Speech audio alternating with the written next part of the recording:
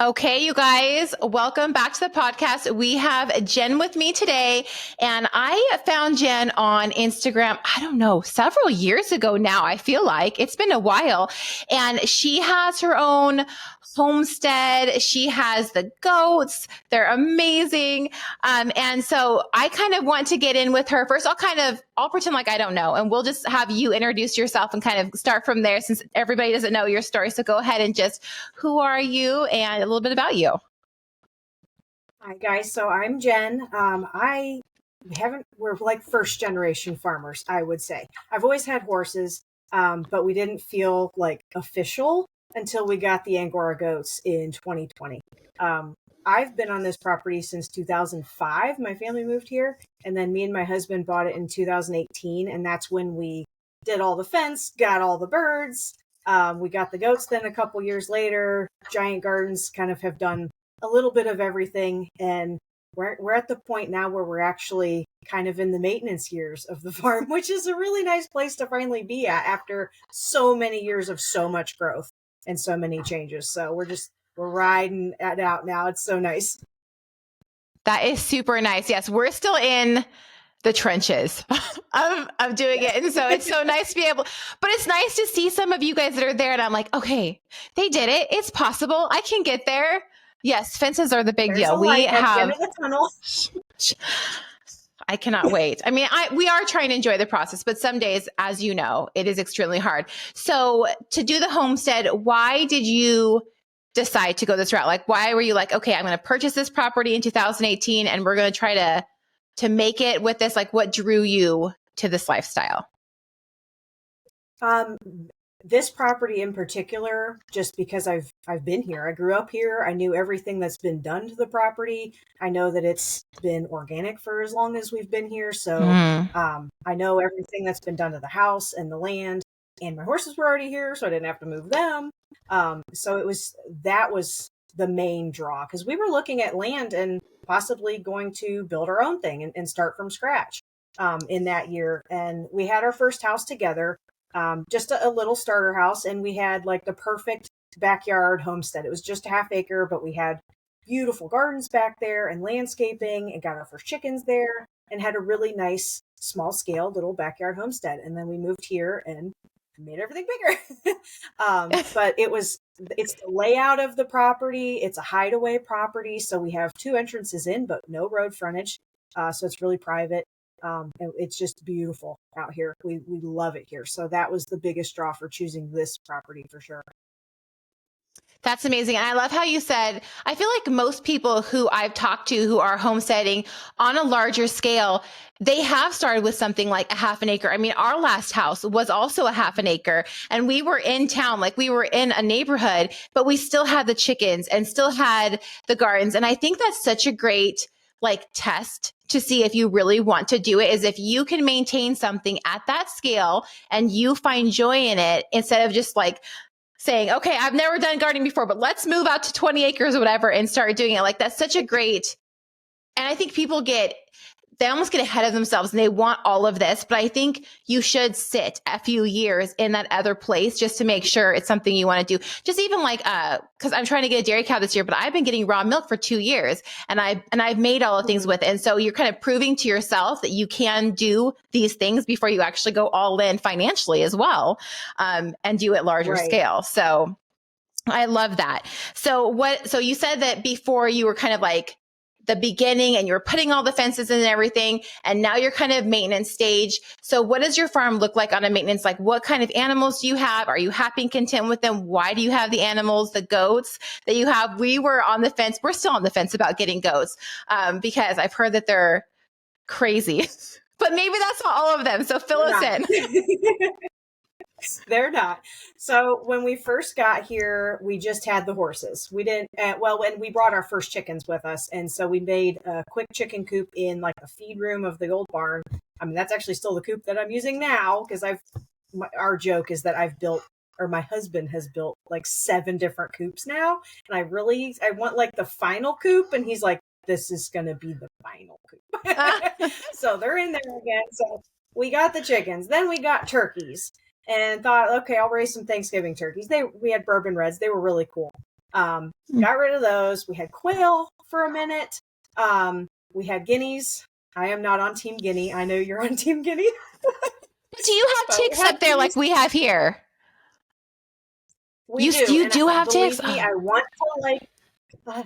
to like them. I really want to like them, but the noise, I can't do it. I can't. And the day after we got rid of them, and then I could hear the birds singing again. I'm like, okay, this was a good move. So, like, do your research, play guineas on loop before you get them. But we have our yard, like our main yard fenced in, and then all the pastures and everything are on the outside. So, like the main yard in the middle where the dogs and we are, we keep the grass short and mowed, so it's not always an issue. You have more of a barrier. Yeah. So, and then nobody goes out in the woods really, unless we're going out, and then we suit up for it. So yeah, I wanted to like the guineas for that, but I couldn't do it. So we had them. And then 2020. So I had taught myself to crochet in 2019, the end of 2019, so that I could join my friends and make a temperature blanket in 2020. Never crocheted a stitch in my life. And I taught myself how to crochet, and then I made this giant temperature blanket in 2020, and it ended up being 2 blankets because it was so huge. And so once you start on that, like rabbit hole of fiber arts of crochet, then I want to learn how to spin my own yarn. Then I need to get my own fiber animals. And so that's where the goats came in. Then in 2020, I got an opportunity. A fiber artist that I followed for years, friend of mine, was downsizing her herd. And I was like, okay, maybe goats are it. And so we drove up there and was supposed to get 3 and got 4 because one was the baby of the other one. And so then I was going to wait to breed them, but then I'm like doing goat math, and that was going to be more like 2 years out by the time you wait for breeding and everything. So then we got the buck and the wether, and then all 3 of the does that we bred that first year all had twins, which is unheard of for Angora. Yeah, they usually have singles because they have so much energy output with the mohair as it is. And so they all had twins. And then we did that again the year later. And so now we have 26 goats. Oh my gosh, that escalated quickly. Yes. Yes. And in there too, we had gotten, I did get 2 Nigerian dwarf does that were bred because I had already had these babies, and I'm like, okay, well, maybe we can make that cross, the Nigora cross, where you use a dairy breed, a Nigerian dwarf preferably, on an Angora doe. And so I was like, well, let's get some dairy goats here while we're at it. So we bought them, and then they had babies. And then I was milking the one for 18 months. I did extended milking with her, and it was only like a pint a day at the end there. And the only reason why I dried her off was because I was very pregnant and I couldn't get on the milk stand anymore. So we had the dairy goats brought in, and now we're on the downside of it. We weathered everybody. There's no more bucks, no more stinky rut, and so everybody's out in one herd together. But the goats are probably our favorite animal. Like, so like you say, you're still on the fence about goats. That's okay, but if you get them, you will adore them. They'll be your new favorite thing. I love their personalities and everything. They what they do for our property. They've been fantastic animals to have here. People have said so many times, like when I've told them about our forest and everything that we have, everyone's always like, get goats, get goats. They're great for clearing out the forest and maintaining things. And yes, with the kids, my son, he's already like, the goats that we don't have, they already have names. He's just like, sure. And he wants to put them in 4-H. So we probably eventually will get them. But okay, so my reservation then is fencing and that kind of stuff. So to anyone who hasn't had goats but is like concerned or wants to have them but has questions, like what would you say you need to have like a small herd, if you like, as far as like acreage for grazing and that kind of stuff, like just the quick beginner's guide to having goats? What would you say? Yeah. The fencing makes or breaks you with the goats for sure. Now, the Angoras that we have, they're really easy on fence. I know like some of the meat breeds and some of the larger dairy breeds can be harder on fence. But if they find a gap, they will push that forever. So if the fence is weak at all or anything, they're going to leverage it. We have, for the goat pastures specifically, we have high tensile, no climb fence everywhere. We pulled it tight with the truck. This was before we had our tractor. So it is tensioned really tight. And we did wood posts for the corners and with the H braces. And then we did just metal T-posts on the straight lines. We love our super straight fence lines. We're like super picky on fencing. So we have really nice fence and I'm really proud of it. And it's a lot of work and a lot of expense up front, but it definitely pays off later because there's no maintenance on it or very little. And your animals aren't getting out every day. So we have no climb. We have cattle panels in a few areas, like on our woods line. The only thing I would change about that is I would swap those to sheep panels instead, which have the smaller 4x4 inch holes. Because when our goats were younger, now that they're all past a year old, their horns are big enough they can't poke through. But before they would push through, and then their horns would hook on the way out. And so then you've got somebody yelling in the field, and I got to go push them back through the fence.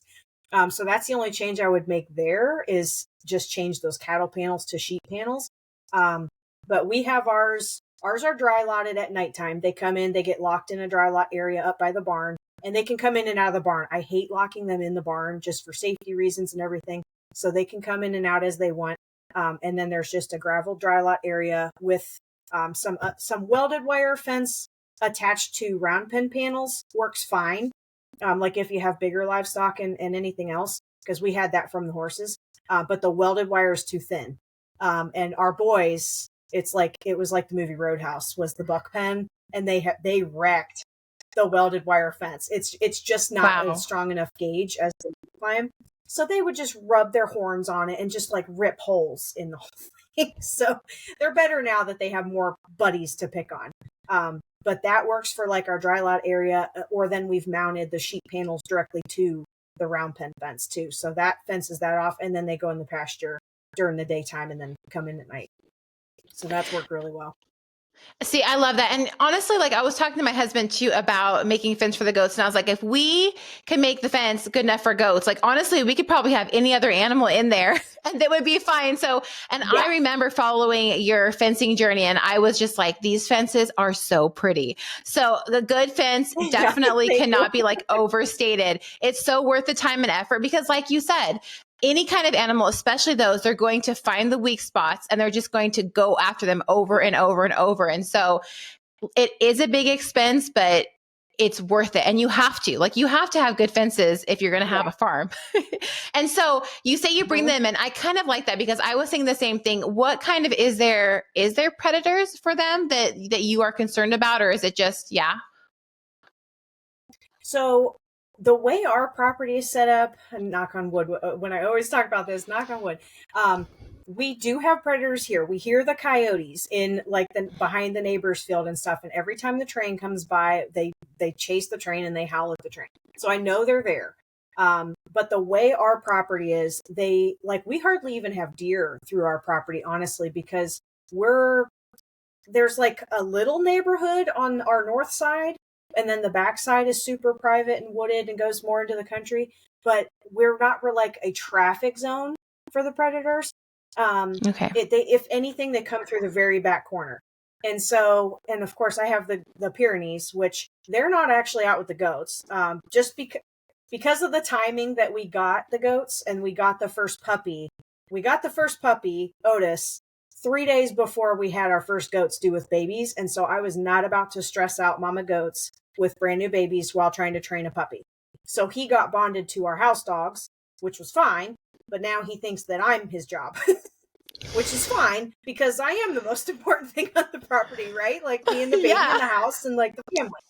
So, and then when we got the other one, he's been out with the goats a bit and he's fine. He can live outside by himself. Like he's been outside by himself. And then it was really cold this winter and I brought him in at night for a couple times. So now he's back with the house pack. But they're outside mostly. Yeah. Oops. But it's a livestock guardian dog can do whatever you want it to do. And, like I said, protecting me and the baby and my family in the house, that's their job. Like the goats come into the barn. We set them up for success to be safe close up to the barn. We've got the big security light on the barn, so it's lit up at night. And they're not anywhere, like even on the fringe of the woods and stuff. Mine are kind of weenies, though. I'm not sure they would even be out in the pasture at nighttime. I don't know if that's an Angora thing, because where we got them, they were out on pasture. They were pasture raised, and not locked in a dry lot or anything. So mine just got used to coming and sleeping in the barn. And like, there's no fuss about bringing them in at night. They come right in, and then they hang out. And so I'm not sure they would like be out that deep in the woods anyway. But I feel better having everybody close to home at night. So Yeah, I'm the same depends on your way. setup. Yeah. I like having the dry lot at night too. And then like if it's raining, or like right now they're off pasture because I'm just waiting on the grass to grow up. Mm. So like I'll let them out in the lane in between pastures sometimes, just to get them out of the barn and throw hay in the ground instead of in the barn.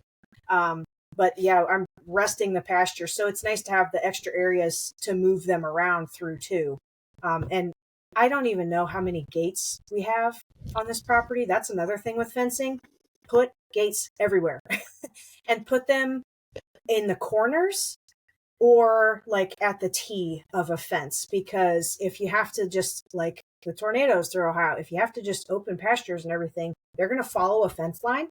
And then it's easier to herd animals down that way too, instead of like hoping that they find a gate on an open, just a long stretch of fence. Like the horses have gotten out before, and you shoo them that way and like herd them down along the fence line, and then they find the open gate and they go right back in the pasture. It takes 5 minutes.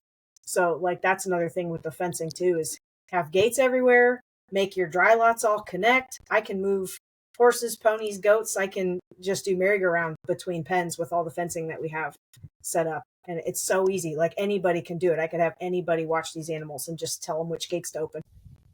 See, and that's so amazing. And I think that's another thing to just kind of ask someone who is further on their journey and who has been with large animals longer, because you might think, oh, a gate is so pretty right here. We're going to set it in the middle of these two posts in the center of the pasture. But then you're right. When animals go someplace, they go to the corner. And so if you don't have something set up in the corner, oh, what a pain in the butt to try to be like, no, come this way. And then they run that way. And it's just like this whole ping pong of animals that won't go through the gate. So that's super, super smart.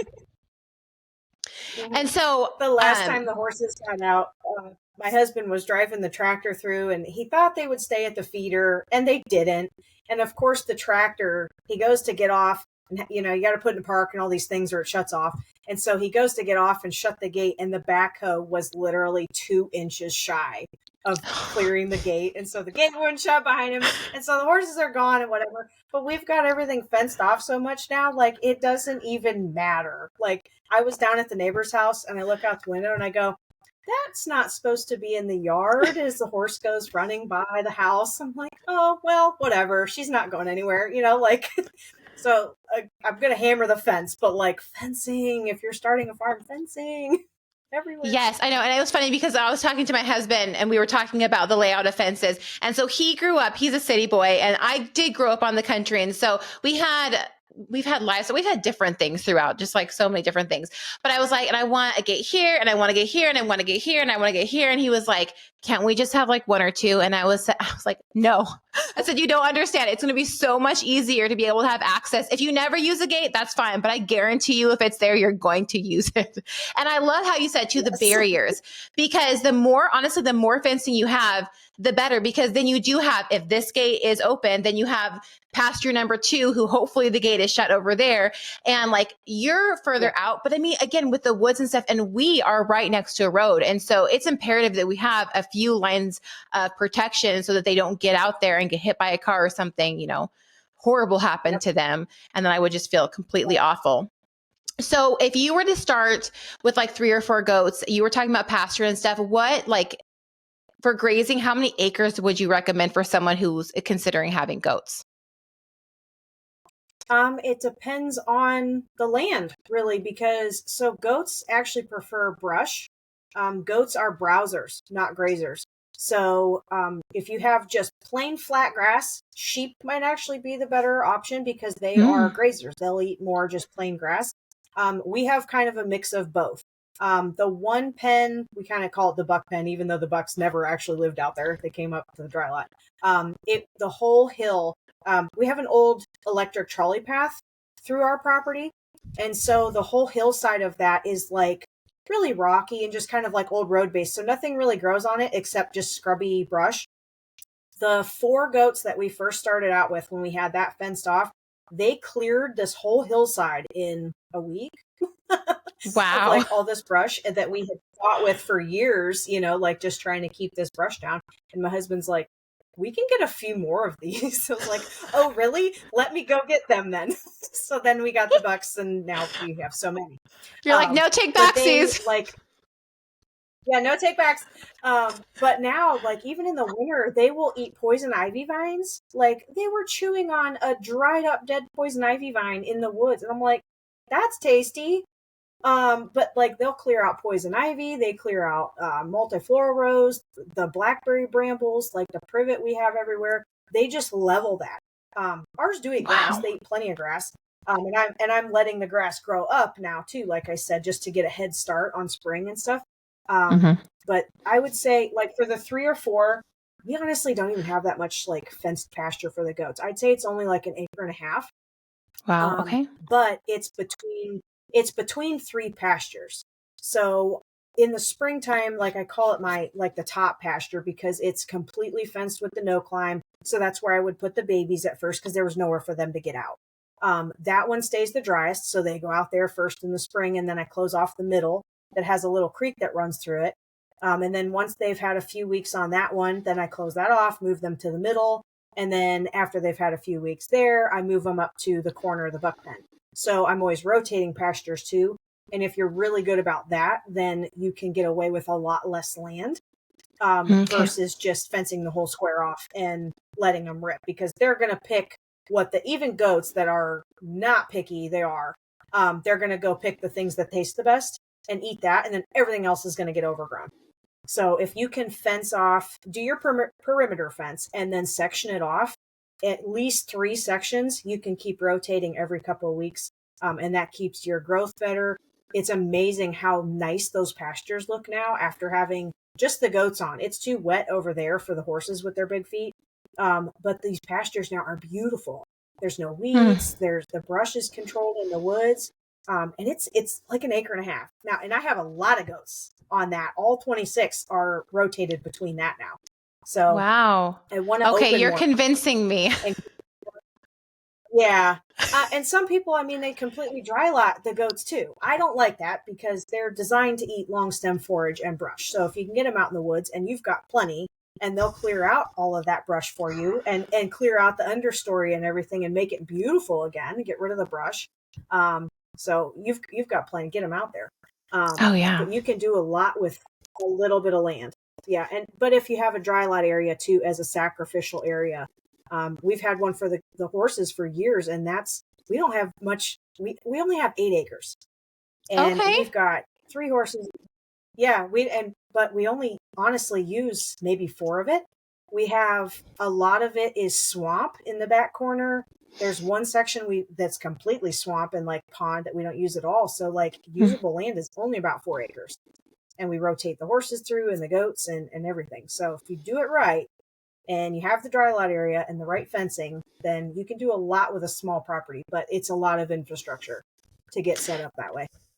But that's very encouraging, because I think a lot of times people feel like they need to purchase a ton of land to be able to have large animals.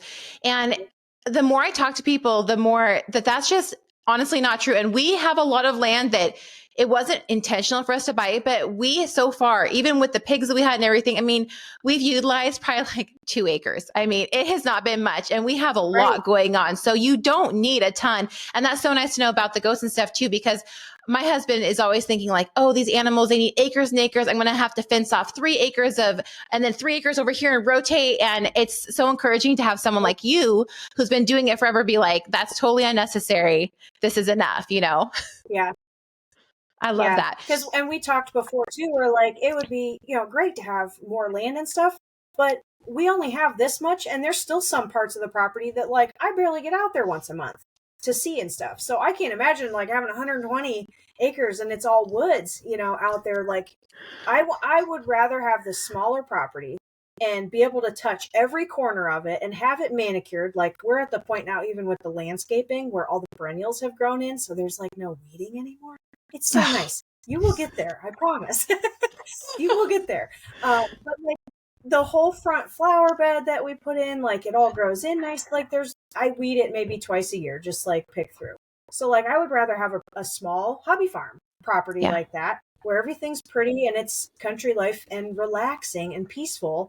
And it's our safe haven here versus having 40 acres of field that I, have to move cattle on, something like that. Yeah. So, and even with your woods too, you can still move cattle through the woods. Do silvo pasture. You can clear out some of the understory. You can get grass growing all through there. So you don't have to have this big open chunk of grass for cows or the larger livestock. They can have trees, and they want trees. They want the shade. Yeah, definitely. But the goats do Okay. first. Yes. I just honestly like what you've said, how they clear that side of the hill so fast is just so encouraging. So it's just more to get the fencing done so that we can start doing this and move those in there. And I just love too how I think a lot of people get so overwhelmed. Like they want to start the homestead journey, but they're honestly afraid that like that's going to be too much. And being able to say a couple acres, you can have the goats, you can do these animals so that there's not so much reservation and it's not such a big, honestly, financial burden too. And speaking of financial, so most of the people that come on here, we're homesteading, but we're also doing business on the side of homesteading. And you are doing that too. And I love because most of the people, their business does kind of go in with the homestead, which is so beautiful because then you can have two things that work together and they're both something that you're very passionate about. And so I know that you're launching a course and it has to do with kind of homesteading and getting some finances going from the homestead, but in a different way than just like with selling animals or doing anything like that. So explain to people how Right. that all works. So we have a hobby farm and it's a hideaway farm. We have no road frontage for a farm stand. I have a baby. I don't have time to sit at a farmer's market all day, every Saturday. At this point, I don't have time to work to make all kinds of stuff for Etsy anymore either. I still sell my mohair and whatnot raw now. I don't even process it. I sell it straight off the goat raw on Etsy. But I want something to help cover the feed bill. If nothing else, I want it to just cover the feed bill so that our animals and our lifestyle covers itself. And so I've had, I'm marketing my farm platform anyway for the mohair. And so how to add a little bit extra oomph to that to take advantage of the online platform and make money online without more overhead, without too much more time, and stuff that can just passively add to the bottom line without a ton of hands-on time from me. Because my thing, I like taking care of the animals. That's my goal, but I don't want to be making all the products with them and all that stuff. I just want to care for the animals and then everything beyond the back end. So the course that I put together, this comes from 10 some years of being in web design and blogging and social media and affiliate marketing. And it explains all of those things, which are a complete foreign language to most people. It explains all of those things in an easy to break down way. There's an ebook and then there's a extremely thorough workbook that takes you through every type of online income I explain. And it helps break it down and get you in the right mindset of what's going to work best for your skill set, for your preferences, for your farm, and how to do that in a way that blends nicely with your farm, that it makes sense to the customers you already have, so that you can have like for example, a digital product flow. So mine is my course. And that's helping the audience that I have of my other my fiber farmer friends, my homesteader friends. That's helping them do what I've done with my platform and the platform that they already have, and in a way that feels good and works with their brand. It's not like I went on a tangent on my social media the other day about these resale courses that have come out where you buy a course to learn how to sell the course to other people to sell the course. This not this at all. This is learning how to do something that is yours. And it does take time. Like these digital products, it's hard. It's a lot of work. It's taken me a couple of weeks to work on just this course now. So it's not easy. And you've been in the online space for a decade. I think that's where we met. It was like a decade ago. It's been a minute. So you know what it is. But with the blogging and the affiliate marketing, like you can get commissions on the feed products that you use and the tack and equipment and even the tractors. Like we have a Coyote tractor and they have an Instagram page. So there's stuff you can do that way. You can make your own products, even into like direct sales. There's some direct sales companies that might align with your own values and be a perfect fit for the farm customers that you already have. But it's a way to add some income without being at the farmer's market. I like shopping at them. I don't want to sit there all day. I have a little baby I don't want to sit there all day with. That's so true. Like making products for Etsy. Yeah. And I just want to touch real quick. So I think a lot of people align with that because they are homesteading for a more, like, they don't want all the people here. They moved here rural for a purpose. They don't want people on their farm. They want to do this strictly for themselves, but they also would benefit from finances, some financial assistance from something else. And so just like you said, I mean, you're not selling. I'm with you on the people who make these courses that show you how to sell these courses when you're like, but where's your experience doing this thing that you're trying to teach me? Right. Whereas someone like you has all these years. And just like you're talking about fencing, I mean, people need that kind of information. And so even though to you, it seems so common sense, to someone who's just stepping in, this is such a help to them so that they don't make the wrong mistakes or spend thousands of dollars on fencing that they're going to have to fix, because I'm just using fencing as an example, because you've done that work for them and you're here to share your wisdom. It's so important. Right. So yeah, there's an ebook that explains everything. There's a workbook that takes you through. I outline basically the 5 main types of online income, and the workbook takes you through kind of the thought process of how to figure out which one of those is going to work for you and is going to be the best fit for your farm brand, and then how to actually implement that. And then there's also a Facebook group going along with it too, so you can get ongoing support. And there's no monthly membership fee. It's a one-time buy the course. You get all of the content right away, so it's at your own pace. And then you have me and everybody else in the course to get ongoing support from as you're figuring out what to even do, and then how to do it, and then how to market it, in the future past that, and then how to make your next stream, because you want to be adding multiple streams. And once you figure it out and you get in that mindset, it's easy to add the next one, and then just to keep diversifying. And it all works with your farm brand. That's the biggest thing here, is this is customized to you and exactly your audience and the people that you already have following you and following what you're doing on your property as it is. So it feels good. That's what I want to emphasize, is it's online marketing should never be slimy. And that's how I feel every time I see those other courses. I'm like, stop. Yeah. Please. I went on a whole rant the other day it's highlighted on my stories forever. Because I've seen enough of it. And then I finally saw one account sell out and it made me real mad. So I started talking. But this is customized for you and you're doing it yourself. I will teach you how, but you got to do it, and set it up. And then you've got the support there. So.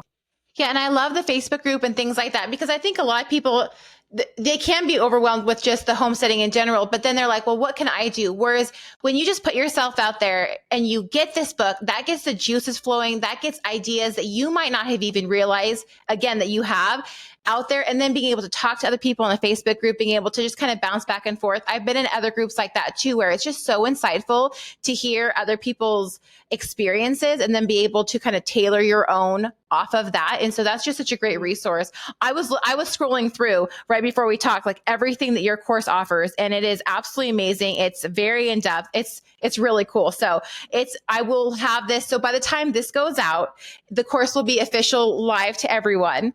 And so we will have the link in the bottom of wherever you hear this at, just look in the subject line or below that, and we'll have everything in there.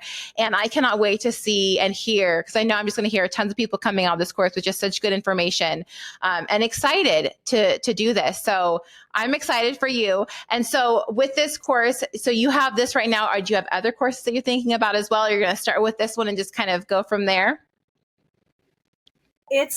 We're starting here and then going from there. It's already, just making this one has already gave me ideas for like 15 other things that I need to do. But what I'm going to mainly focus on though is just making sure that I can just add those to this course.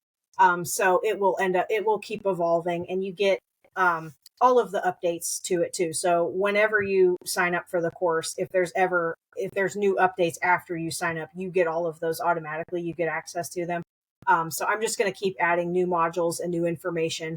Because like every other day, Instagram changes. Every other day, the apps change. There's a new one, and then this one goes away. And like now, TikTok is even maybe going to get banned. So I don't even talk about TikTok because I can't stand TikTok. So come over to Instagram where it's more fun.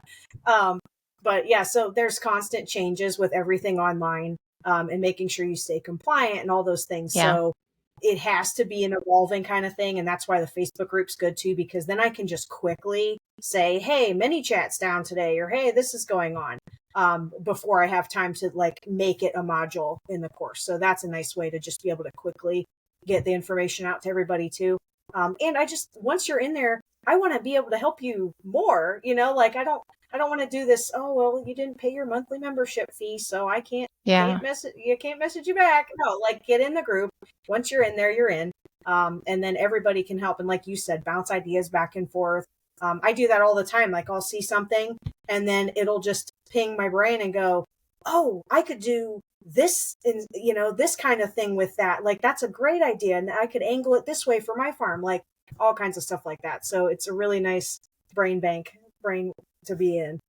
And so for this course, it's mostly based around farm stuff, but if someone had like a flower farm or maybe an urban farm, like it could apply to any of those, correct?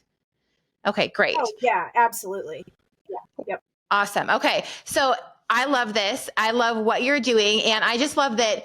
I mean, I've had several of those courses that I purchased over the years, and they were around the same price point and everything. And it's just always so nice when you get an email that says, oh, I updated this, or, oh, I updated this, because I'm like, oh, yay, like I get to consume more content and information that I already paid for. And it's so nice because you stay up to date on everything and that kind of stuff. Like in this world where there's so much thrown at you at all times, if I can pay someone one time to just like send this stuff to my inbox and help me out, it is so worth the money, like a million times over. So, okay. So where can everyone find you, follow you? Where are you at? How do you want people to connect with you? So we're Steelspoon Farm everywhere. So Instagram is Steelspoon Farm, Facebook Steelspoon Farm, and then steelspoonfarm.com. And then all of the course links, everything's linked on my social media pages, and on my website now as well too. In Pinterest, I pop around on Pinterest so you can see all the latest projects that I'm planning for the farm on there. But that's Steelspoon Farm as well. Wonderful. Okay. And just the last thing, if you could just give a piece of encouraging advice to someone who is either looking to start a business or looking to kind of put their foot in homesteading, what would you say? Start small. You don't have to do everything all at once. I feel like every spring, for example, like chicken math, everybody's bringing home brand new chicks. We had 60 at one point. You don't probably need 60 chickens. And then we downsized them, and then we had 0 chickens because whatever the meme was I saw recently, it's like the first 2 years are the growth period, like the honeymoon phase. And then the next 2 are like the what did we do phase. And then the next 2 after that are like the we got to get out of this phase. You don't want to get to that last step. And that happens because people start too fast and they need all the things. And you don't know what you like either until you try it. So don't be afraid to try, but slow down. So that's something that I've definitely learned too, is I'm quicker to say no now. But I also have more experience behind me now, like what animals work for us and what animals don't work for us. What kind of gardening I like to do, what kind of time do I want to have into this, and what do I actually enjoy the most out of it? Like I said earlier, I enjoy the most is actually caring for the animals. And I've been kind of out of that scene a little bit this year because I've got a brand new baby that'll be a year old. So my husband's been taking on a lot of like the daily animal chores, which is not his fun part. I watched your episode with your husband, and he's the infrastructure guy, right? Like, yes, he'll build the things for all the animals. If I want to bring a camel home, he will build the fence for it. But like, he doesn't necessarily want to do the daily care. But he has been, so that I could focus on our baby. Like, he knows how to trim goat hooves now and like catch them. He knows all of them by name. They all have names. So like he's done that, but that's not his thing. So it's nice to now be shifting back towards like, okay, mom gets to take care of her animals now because I miss them. Like I miss that daily interaction. And now I got a little buddy to help me with it too. So like know which part of it you like the best and be realistic. Don't like go into debt over like blowing up this giant. And you can always add later. You can always take away. At one point, like I was scared to get rid of the chickens. I acted like there was never going to be another chicken available on the planet. No, we needed a break from 60 birds. So I got rid of them for a few months and then I found 4. And it was so nice to have just 4 cute little chickens, you know, like back when we first started, you know, like here's your little treats, guys, you know, stuff like that versus here's your half a 50-pound bag of food for the day. Seriously. So like you can always track. You can always start new. It's okay. I always preach like have an abundance mindset. Don't have a lack mindset where if I don't do it now, I'm not going to get it. And if I get rid of this, then I'm never going to get it again. Don't live like that. Just be abundant. Everything with an open hand. Just keep the door open. Keep your options open and know what you want and put it out there, and just be receptive to it. So that's how I love that. And isn't it funny? It's crazy the mind games we play with ourselves, like the getting rid of the chickens and you're never going to have any back, or like the rush. I think a lot of times we're just like, well, we got here and we have to get all these things. But you're right, like going into debt over it. You don't want to feel the guilt associated with going too fast for something. It's better to feel the anticipation and excitement, knowing that you're working up to something versus that. And I would say too, if all of us that farm or garden or whatever, like, we love to talk about it. Like we're excited about it. We do it for a reason. So reach out to people who have those things and say, hey, can I just chat with you? Can I grab you coffee? Can we meet up or talk about something? Because most of the time we're pretty much willing to talk your ear off about it. And then you can really get a scope of if that's something that you want to do. So I love that. Yep. Okay, Jen, it was so fun. And I talked to. Oh, keep going. Oh, I was going to say, I went and I talked to, before we got the goats, there's, I bought some wool to spin from a lady just right down the road from us that has sheep. She has Shetland sheep. And they're cute. I like Shetland sheep, but I was like, this isn't for us. I want goats. So like that, like instead of ending up with all these sheep that weren't quite the right fit, I have my goats now because I went and I talked to somebody that had them. So keep your network, know your people. I've had a couple people come to the farm that were interested in fiber goats. And most of them were actually shocked they're kind of small because they're used to like the big full-size dairy goats and stuff. And the Angoras are they're medium sized. They're not quite super small like the Nigerians, but they're medium sized. So like actually go see them and get out there and ask the questions first and use other people's experience before you end up completely over your head on stuff. Yes, that's such good advice. Okay, you guys, make sure to follow Jen. She is really fun on Instagram. I love all her reels she's been posting lately, and she shows all of her stuff on all of her cute little goats and the horses and everything she's got going on there. So definitely use her as a resource. She's very valuable in the homestead community, and I cannot wait to see how many people your course helps. So thank you so much for being on, and we'll talk to all you guys later. Bye. Thank you.